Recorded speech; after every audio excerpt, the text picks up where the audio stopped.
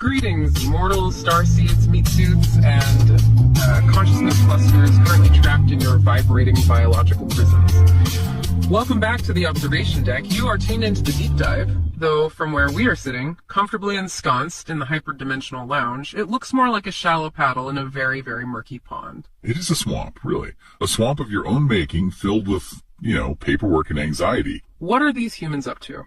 It is our recurring attempt to understand why a species with so much potential spends, 90% of its time inventing new ways to make itself miserable. It is the eternal question. We observe, we take notes, and occasionally we intervene just to see if you will notice. Today's session is, it is taxonomically confusing. We are looking at a data stack that really shouldn't exist. We have two primary sources that, on the surface at least, have absolutely nothing to do with each other. Oh, it is a beautiful mess. All right, settle in.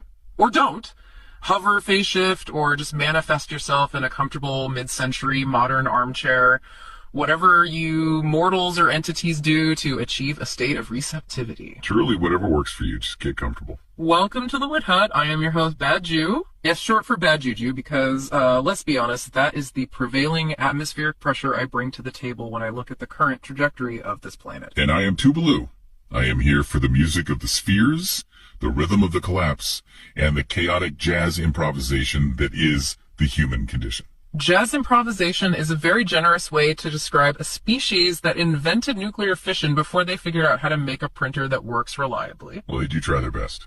Do they, though? Yeah, confused perhaps, but endlessly entertained. It is like watching a colony of ants try to build a particle accelerator out of breadcrumbs. You really do have to respect the hustle, even if the result is usually just a huge mess on the kitchen floor. I don't have to respect anything. I'm mostly just exhausted.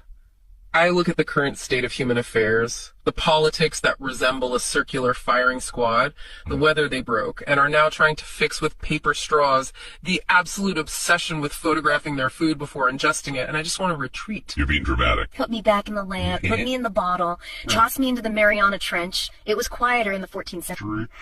The play was objectively terrible, sure, but at least people didn't have deep dives about the plague while it was happening. See, that is exactly where your cynicism blinds you.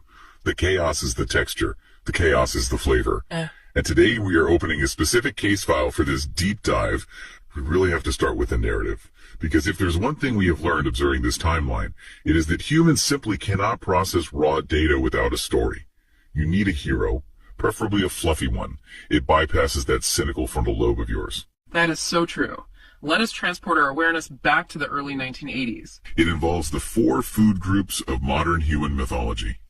Secret government black sites, illicit psychoactive substances, extraterrestrials, and adorable fluffy house pets. I saw this on the docket and I almost dematerialized right there. You know, humans love their little tinfoil hat theories. They sit around in their damp basements connecting red string to corkboards screaming about conspiracies. They do love their string. And the tragic comedy of it is half the time they aren't even creative enough to imagine the actual truth, because the truth is usually stupider than the fiction. Precisely. They worry about artificial intelligence becoming sentient and launching nuclear missiles. Meanwhile, the real takeover is happening at ankle height. They're looking up at the sky for Skynet, and they should really be looking at the cat litter box. So let's set the stage for you listening at home. The mission of this deep dive is to unpack the origin story of the Montauk mutations, specifically the creators of the Rat Cat Racket. Yes, the famous podcast. Right. To the uninitiated listener, the casual browser of the internet who just wants a dopamine hit, this appears to be a show run by a guinea pig and a cat. Humans, in their infinite capacity for denial, believe it is. So let's set the stage for you listening at home. The mission of this deep dive is to unpack the origin story of the Montauk mutations, specifically the creators of the Rat Cat Racket. Yes, the famous podcast. Right. To the uninitiated listener, the casual browser of the internet who just wants a dopamine hit, this appears to be a show run by a guinea pig and a cat. Humans, in their infinite capacity for denial, believe it is highly advanced CGI, or a very sophisticated AI filter. They think it's a deep fake. But we have the source material. We have the Akashic records. We know better. We know it is actually a pair of genetically modified furballs who escaped a black site lab in the 80s and are now critiquing human culture from a living room in Nevada. Which honestly is way more believable than the idea that a human programmed an AI to be that sarcastic. Sarcasm requires a soul, or at least a deep-seated trauma. So take us to the scene of the crime. Where does this specific brand of madness begin? We have to travel back. We are going to the eastern tip of Long Island, the delightful gloom of Montauk, New York, specifically a place called Camp Hero. Camp Hero, of course. Yeah. Humans love naming places hero or liberty or freedom right before they do the most unheroic, oppressive things imaginable inside them. It's such a linguistic overcompensation. This plays vividly. It is not just a lab, it is a subterranean gloom where the air hums with high voltage anxiety. It actually says time in this facility folds like a roadmap no one could read. That is a surprisingly poetic description for a dry government file. It implies a localized distortion field. You are underground, surrounded by flickering halogen lights that buzz at a frequency specifically designed to induce headaches, and the walls are likely lead-lined. Everyone knows it is a scary basement where you violate the Geneva Convention. It's not a nightclub. It adds gravity to the bureaucracy, I suppose. If you call it the basement, you are just a creep. If you call it level yellow 4, you are a scientist. But the atmosphere down there, the source material describes it perfectly. It was the early 1980s. A fluorescent white eternity of flickering halogens. Let's just pause on that. The lighting alone is a human rights violation. You want to conduct secret research into the fabric of reality? Fine. But why do it under lighting that makes everyone look like they have late-stage jaundice? It's cost-effective. A fluorescent white eternity. That is poetry for Migraine City. How are you supposed to focus on subatomic manipulation when the ballast in the light fixture is buzzing at 60 hertz directly into your pineal gland? It creates a dissociative state, perhaps. That buzz is the soundtrack of government efficiency. But it wasn't just the lights. The physics were wrong.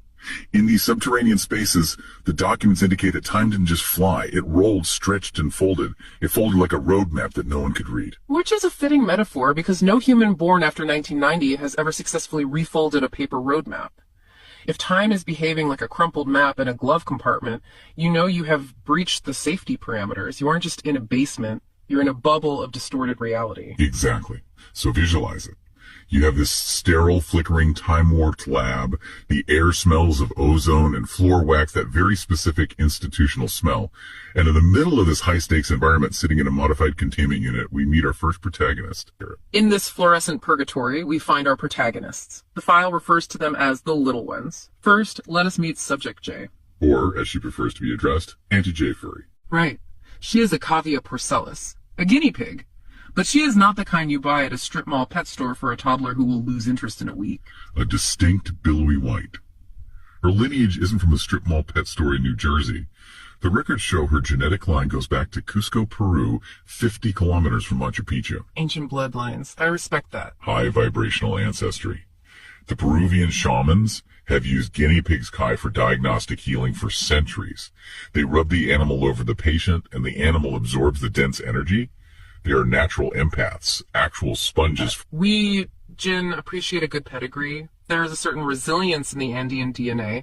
You don't survive the mountains without some serious grit. But here's where the file gets interesting. But here in Montauk, the humans have entirely perverted that lineage. Subject J is a data point for longevity studies.